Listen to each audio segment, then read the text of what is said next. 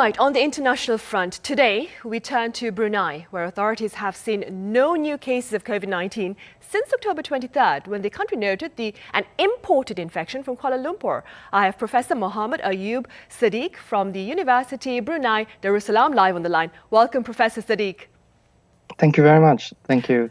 Right, Thank you, Professor.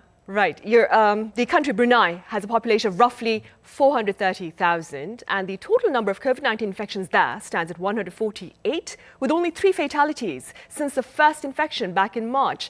How were authorities there able to bring the virus under such effective control? Yes. First of all, on behalf of University Brunei Darussalam, we thank you very much for interviewing us. Yes, COVID-19 started in Brunei in March 9. And the government had taken very effective measures and it had totally flattened the curve within a month.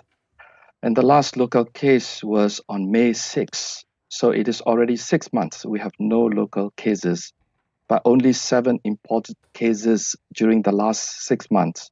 So it means about 1 important case in a month for the last 6 months.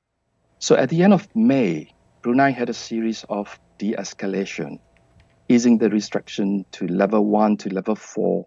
We are now at the level 4. So we can have a gathering like a wedding, attending mosque, schooling, going to work, and so on.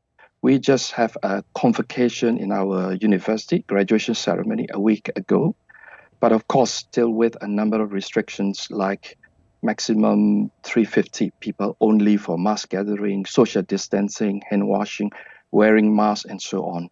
Restaurants, schools, gyms, all are open as usual.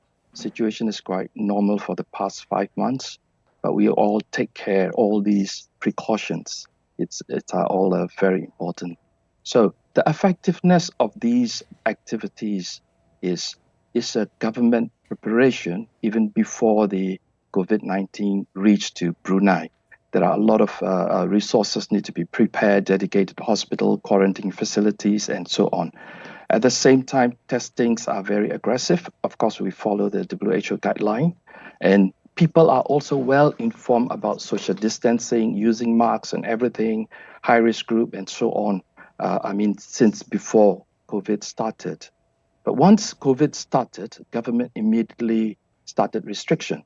No non-essential gathering, no mass prayers, mosques were closed, but it is not the really total lockdown. The restaurants are open for takeaway, supermarkets are open with all kinds of preventive measures. Yeah?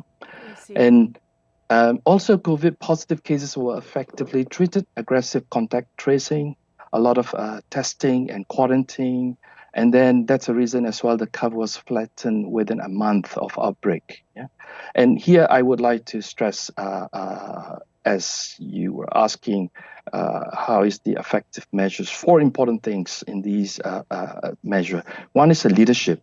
The government as a team, not only health sector, all relevant ministry work together under the leadership of His Majesty Sultan of Brunei Darussalam. And number 2 is clear communication. I think you have it as well. Every day we had a press conference by ministers.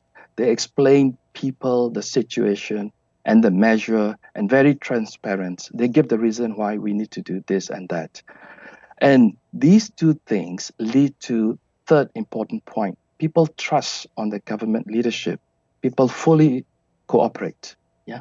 And the final point, the 4th, is again people. Every single one, we need to have a sense of responsibility to do our part with proper understanding on the situation. I would say these are the 4 important points that lead us to success. Thank you. I see.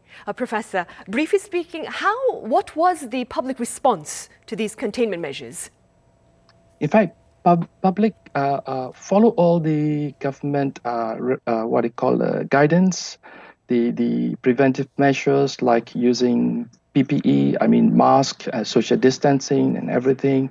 And then we also use kind of digital technology, mobile apps. Wherever we go, we have to log in and log out.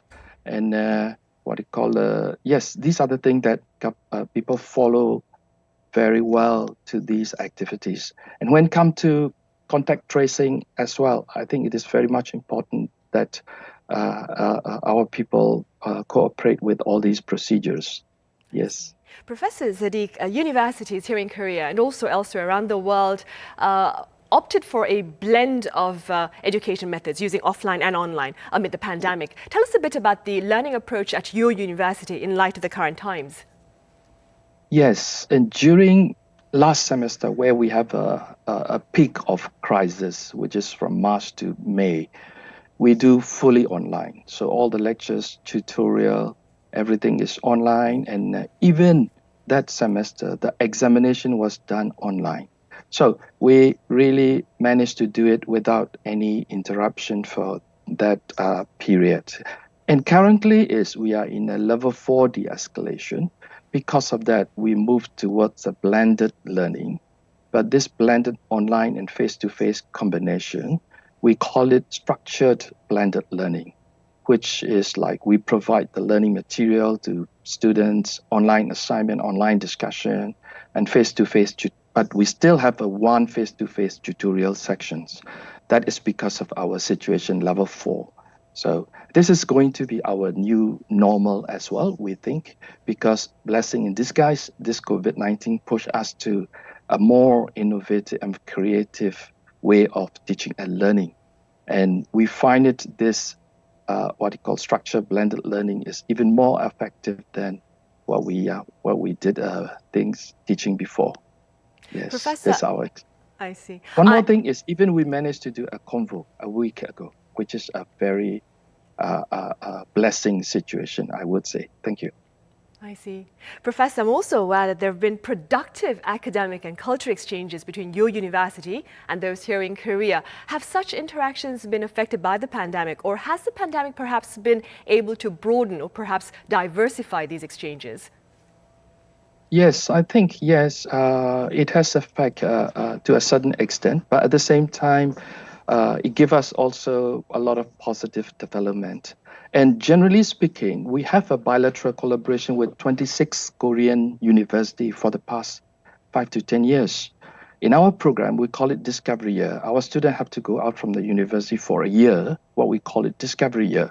And although they go all over the world, Korean universities are very popular among our students. We sent about 60 students in a semester, so altogether about 120 in a year. So we all have a similar number of Korean students as well in Brunei. And during March to May, the crisis time, because of COVID-19, our student came back to Brunei. The same thing, Korean student also went back to Korea. So we have a lot of meeting, discussion with Korean university to arrange our students to go back safely, to come back safely, and also Korean students to go back safely. And this, but after being back to own country as well, they continue online classes. So that's a really successful arrangement. But for this semester, unfortunately, we still have a travel restriction between countries, so including Korea. So this semester, no Korean students yet. But we have a series of discussion and meeting to have what we call it virtual student exchange. So again, that's what I mean by a new development that we are thinking how to move forward with this challenging situation. Hopefully, we will get this done next year. We hope to have students through this virtual student exchange. Another program we have is what we call it Global Discovery Program in Brunei. But now we are transforming to eGDP, e-Global Discovery Program, a kind of virtual or online things. So it seemed that the COVID-19 totally couldn't stop us. We will always find the way to collaborate and giving opportunity, the best opportunity to the students. Yeah. So in this global discovery programs, we introduce to Korean students like our popular Brunei culture, lifestyle, Brunei traditional food, they will see how to make all this food online and dancing, and also our Brunei places of interest and so on. So I think the same thing it will happen for our students in Korea. So we really hope that collaboration still will be continue with what you call a different way or more innovative way. Right, we'll keep our fingers crossed as well. All right, Professor Sadiq, thank you very much for making the time to join us live with your thoughts. Yes, thank you, Sunny. Thank you.